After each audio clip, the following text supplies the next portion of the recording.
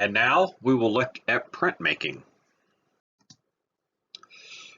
So a little bit about printmaking. What makes printmaking different is that you were able to make multiple copies or images of your original. Unlike drawing and painting, you just have the one original. With printmaking, you're able to make the copies.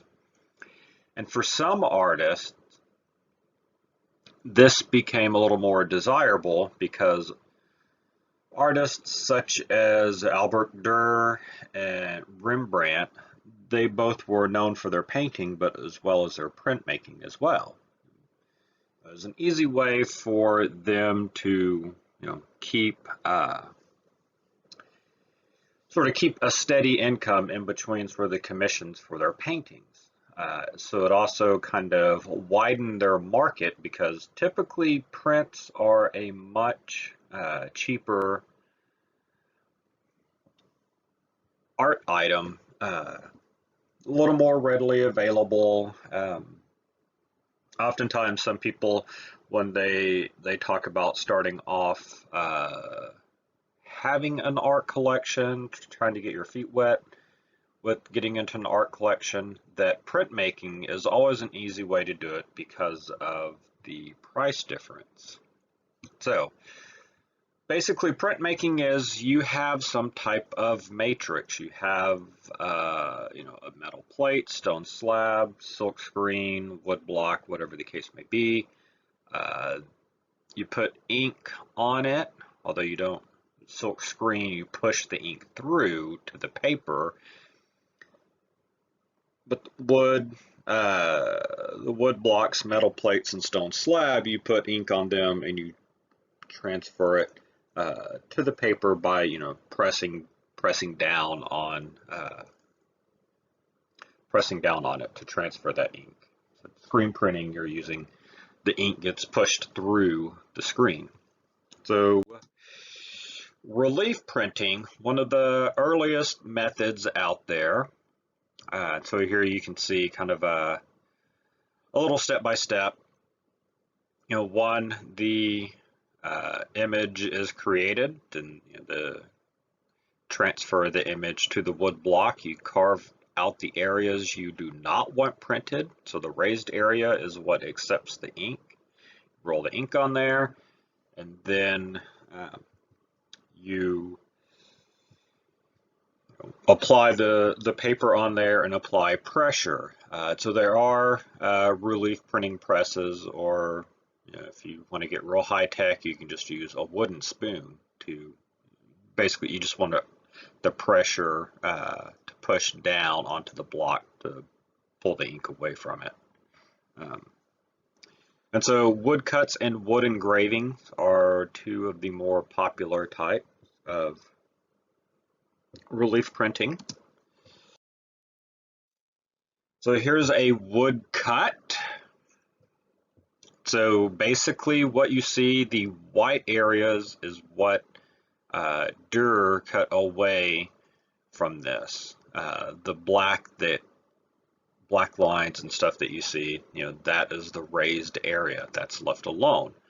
So with wood cuts, we talked about the hatching and cross hatching and stuff like that. You have to rely on line work for your image making. There's special types of gouges and knives for wood cut. The one thing you have to sort of pay attention with doing wood cuts is the grain of the wood. You want to cut with the grain. There are special knives and other sort of tools if you need to cut against the grain, but you kind of have to plan out how you're going to do your image and the way that you're going to be cutting your image. And so here's Rainy Water Town.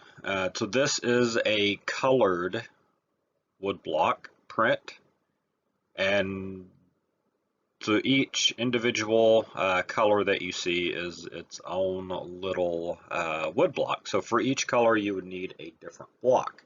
However, some of the colors, where like the blue, while it might just be one block, you're printing over, was it there? 1, 2, 3, 4, like 5, 6, 7, 8, 8 areas where the blue is going to be. Um, the other thing about printmaking is, overlaying, overlapping the colors to, create a third color from that, or just a different type of appearance. So the thing that you really have to pay attention to with working with color is the registration, so that everything is hitting the exact same spot where it needs to be. So wood engraving is a little different, because with wood engraving you are using the cut side. So if you're familiar with wood and stuff like that, if you think about the long run where you really see the grains, that would be with wood cut. Wood engraving, you look at the end where you can see the little like growth rings. That's the side where you do wood engravings, because the tighter grain of the wood, the more detail you can get. And wood engravings was used for quite a while for newspapers, until more modern techniques and technology came along to replace that in the 19th century.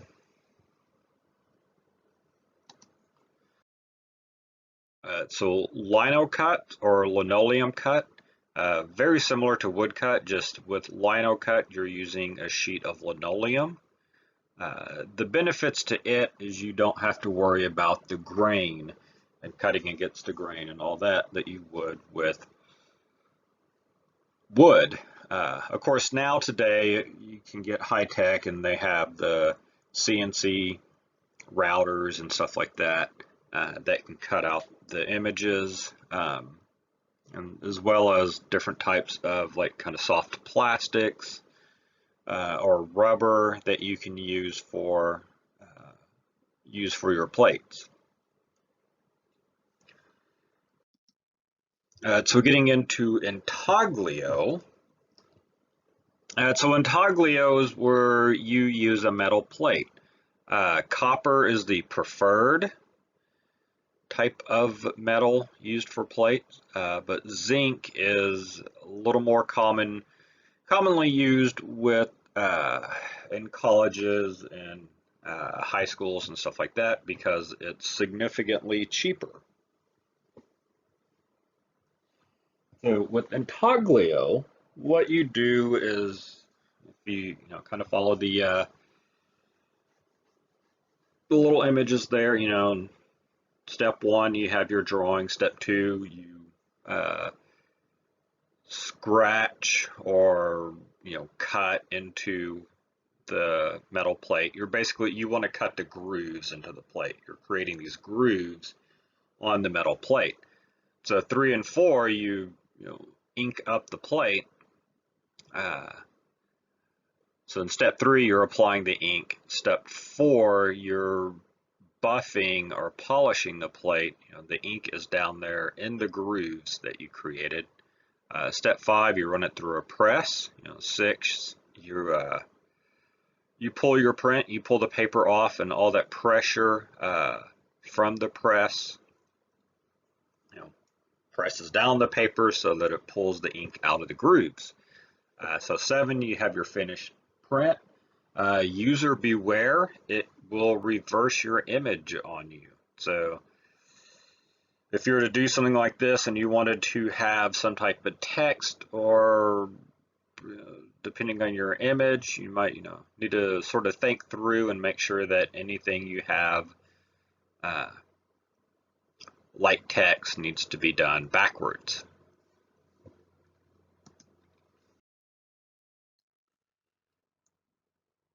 So there's engraving. So you basically take your plate and you cut little lines in it. The harder you push down on the tools, the more that you remove, the deeper it gets. So the more ink that it holds, and the lighter that you cut, shallower, less ink it holds. So the lighter the image appears. So again, you have to work with pure lines, but you don't have to worry about ring patterns or the grain of the wood. So you can get, real fine type details, shading and modeling. You can get a whole lot more with it. There are special tools so that you don't have to sit there and cut all of the individual lines. They have some that, they create a whole bunch of lines at one time, or they cut just different types of little cuts to help with creating the shading and value and stuff like that.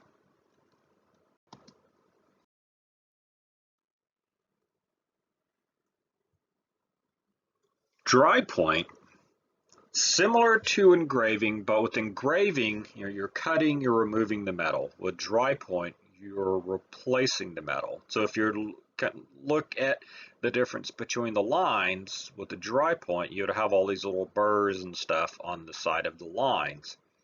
And that would hold the ink, so that's why you get these softer type of lines, because it has like the sort of extra ink that's being held on there. Sometimes the softer lines are referred to as fuzzy caterpillar lines. So again, like we talked about with painting, the different types of paintings have certain characteristics, and that would same with printmaking. The different methods have certain characteristics that would be attractive to some artists. And so etching, again, we're still similar to the intaglio process. Well, it is an intaglio process, similar to engraving. Just with etching, you coat the plate with a acid-resistant material coating. You scrape off what your drawing is going to be. You're scraping that coating off, so you're exposing the metal, and then you put it into a acid bath. So that the acid will eat the lines into the plate. So kind of helps to cut down on time. It gives you a little better control of the depth of your lines. So how much ink will be held in the lines. So you're just kind of making it much easier, simpler process than engraving.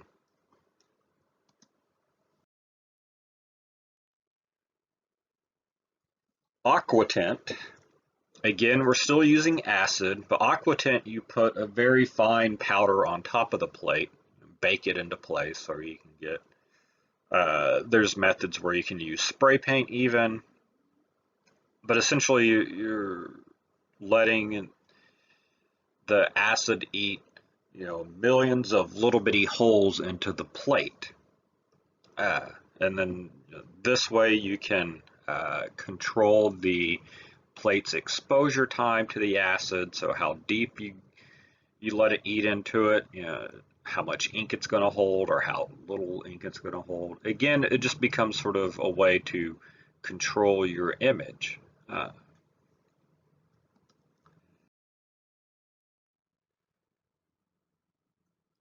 And with using color, much like the woodblock print, each color has its own individual plate, but this time, because of the exposure time to the acid can be different, the blue plate could just be one blue plate. So you have the light blue and the darker blue. just depending on their exposure time to the acid, as well as having areas where the blue and then kind of the color of the bathing woman's skin, the blue and that color can print on top of each other to get another color, as well as the brown of the hair and the little wash basin where the bowl's sitting on. That could be just one plate, but exposed different times to the acid, as well as exposed with some imprinted in areas where you're printing on top of the blue, or the blue's printing on top of it, however Cassatt decides to run her addition. It can create a third color, kind of like what I talked about with painting.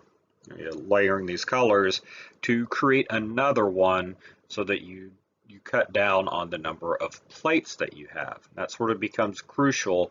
The fewer plates you have that can kind of create as much as you can with them, so that you don't have to worry about having registration issues.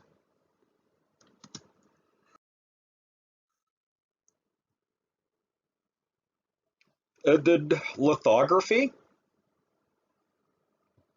If you are familiar with the printing industry of today, this is the basic principle of the printing industry. Of course, now it's gone more digital in some aspects, but basic offset lithography, as it's called, it's basically like this. It's just lithography was mechanized in the Industrial Revolution. So, basic principle behind lithography is, oil repelled by water. So the preferred method is using Bavarian limestone. So you start off with your drawing, like in step 1. Step 2, transfer the drawing to the stone. You have to, prepare the stone, then you transfer your image on there. You use these real waxy, greasy type of drawing tools, or there's also inks and stuff that you can use, so you can use a brush as well. 3 and 4, you're creating an acid etch, so it seals the area where there is no ink from the drawing pencils, or say you can put it on there with a brush, whatever the case may be. It seals that area so it won't accept the ink.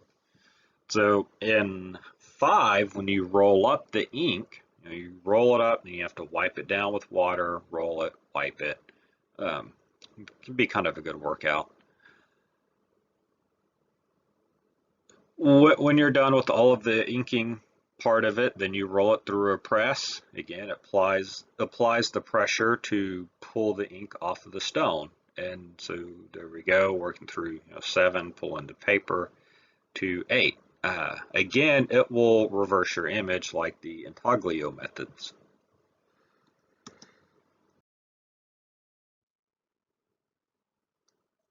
So here is an example, Katie Kollwitz, same author from the charcoal. In fact, some people have questioned if this is not a charcoal drawing. Well, it's not. It's a lithography. It's a lithograph. Just you can get an idea of the amount of detail that you use, or that you can get from lithography. You can even use some of the waxy and greasy crayons, or pencil, to you can work and manipulate the media in the same manner, so you can render and model very similar fashion. And Marc Chagall, his example, using color, almost have a feeling of watercolor. So really, it's like all the different processes, you're getting more and more detail that you're able to get with it.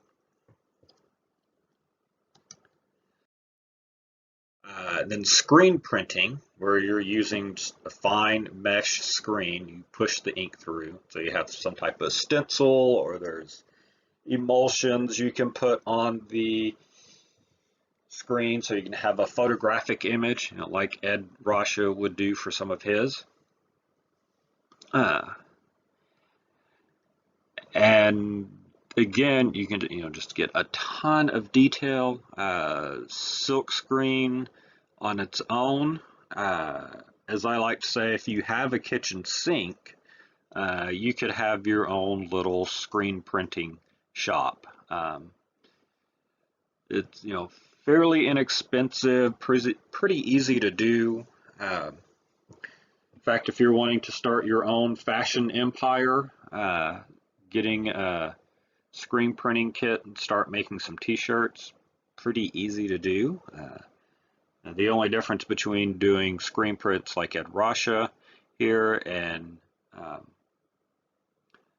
doing t-shirts is just you use a different type of ink. That's the only difference. You used a fabric screen printing ink.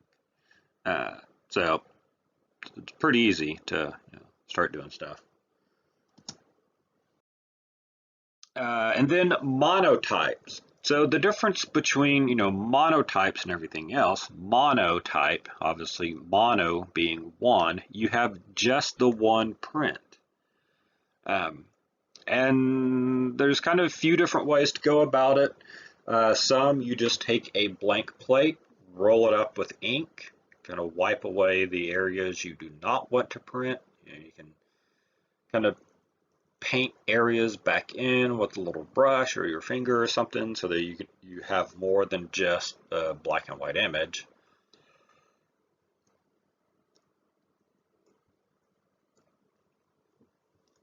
So the Shigoya using a few different colors, and you can also print one on top of the other with these. Same time, you can use an existing print, like an existing intaglio, wipe everything, ink it all up, wipe it all down, get it all nice and polished, and then go back with some stencils or brushes, and then add some different colors to the print. So you're just printing it the one time. Again, once you're done doing that, you just have the one print unless you repeat all the same steps over and over by hand. So that one way to play around with monotypes. Some of the times doing something from an existing print, if you're going to be doing colors, it's kind of an easy way to play around and see what colors are going to work good together with your print. Same time, they can also just be the piece by itself.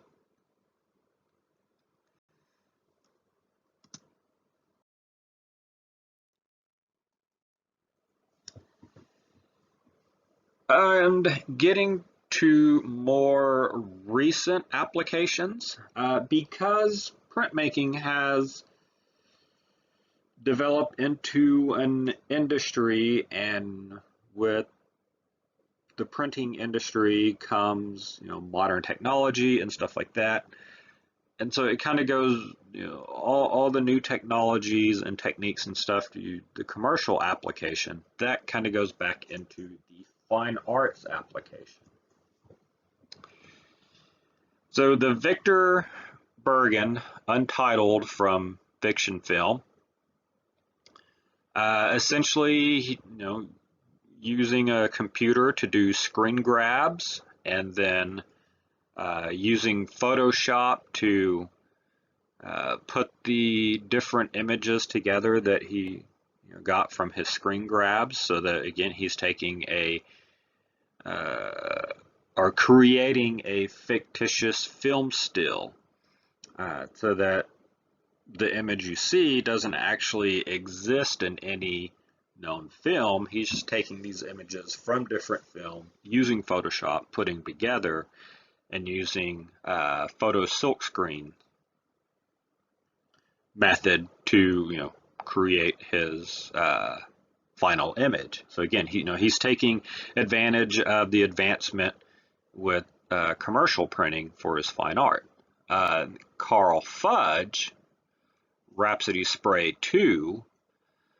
So again, Carl Fudge is taking, and in this case, it's a popular Japanese anime character that he takes into Photoshop and Illustrator and pulls this image apart and reworks it and does all kinds of stuff.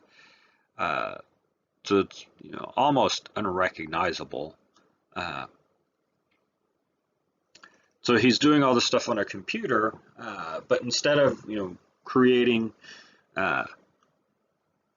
photo silk screens, negatives to print, or going to use photo lithography plates, instead of doing that, he simply prints these out on an inkjet printer. The difference would be the inkjet printers he uses, they can handle the real thick, heavy paper. Most of us are used to using like a 20-pound or 60-pound paper. Those are the two sort of, most common type of papers when we get a printer and run out and buy some paper for it. It's one of those. So the paper that Carl Fudge would use, and same with Victor Bergen for his final prints, it's typically 300 to 400 pound paper, so that it's real thick and rigid. So you need an inkjet printer that can handle sort of the abuse of feeding that thick paper. So at the end of the day, kind of like when I talked about if you have a kitchen sink, you can have a screen printing studio.